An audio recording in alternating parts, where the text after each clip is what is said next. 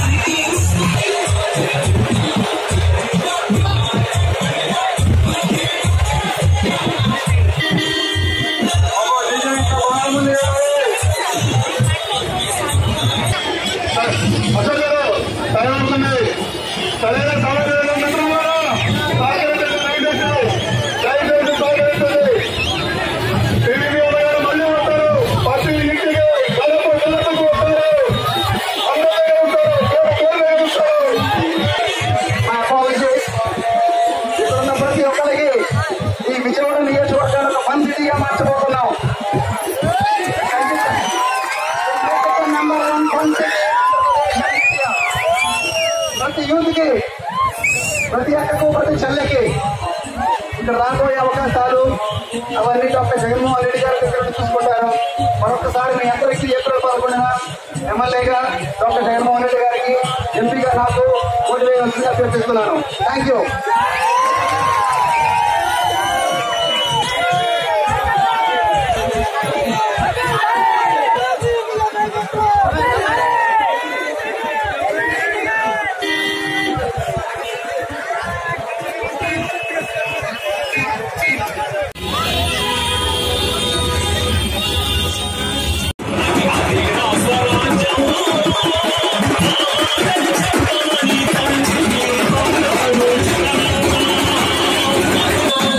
ప్రచారంలో భాగంగా మన విజయవాడ పార్లమెంట్ అభ్యర్థిగా మా మిత్రులు, మా శ్రేయోభిలాషి పీవీపీ గారు, వరప్రసాద్ గారు ఈవేళ తనకు బదులు తన కొడుకు జగన్లో తాను చేపట్టిన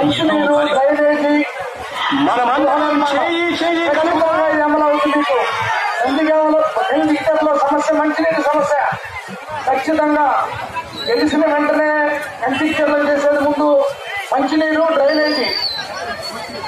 ఇప్పటికే జగన్ గారు నవరత్నాలు ప్రకటించారు. గృహాలు కానీ, పెన్షన్లు కానీ ఏమాత్రం ఆపకుండా అర్హత ఉన్న ప్రతి ఒక్కరికి ఇచ్చే బాధ్యత వైఎస్ఆర్ కాంగ్రెస్ పార్టీది. ఈ పార్టీలో ఇప్పుడు పోటీ చేసే అభ్యర్థులంతా ఉన్నత విద్యావంతులు, మంచి చెడు తెలిసిన వాళ్ళు, రాజకీయాలు కాకుండా ప్రజల అభివృద్ధిని, సంక్షేమాన్ని కోరుకున్న వాళ్ళు మాత్రమే ఈ పార్టీ నుంచి పోటీ చేస్తారు. మీరు ఒక్కసారి అవకాశం ఇస్తే, ఒకే ఒక్కసారి అవకాశం ఇస్తే మీ కంటికి ఎలా ఉందో మీరు చూస్తుందండి.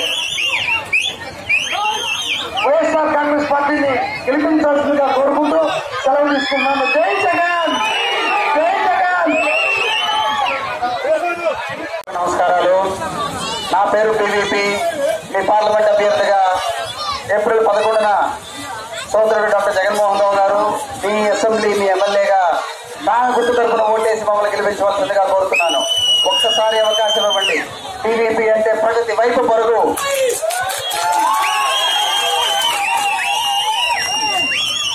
రాజశేఖర రెడ్డి గారి ప్రభుత్వం చూసాం 2004 నుంచి 2009. ఆ స్వర్ణ యుగాన్ని మళ్ళీ 2019 నుంచి చూడబోతున్నాం. ప్రతి చెల్లెకు, ప్రతి అక్కకు, ప్రతి సోదరుడికి మేము ఒక టెక్స్ట్ మెసేజ్ ఒకే ఒక టెక్స్ట్ మెసేజ్ మీకున్న ప్రతి సమస్యలు పరిష్కరించడానికి సోదరుడు డాక్టర్ జగన్మోహన్ రావు గారు ఉన్నారు. మరొకసారి మీ అందరినీ దాని గుర్తుకు వేసేసి జగనన్నను ముఖ్యమంత్రి చేయవలసిందిగా కోరుకుంటూ జై జగన్, జై హింద్.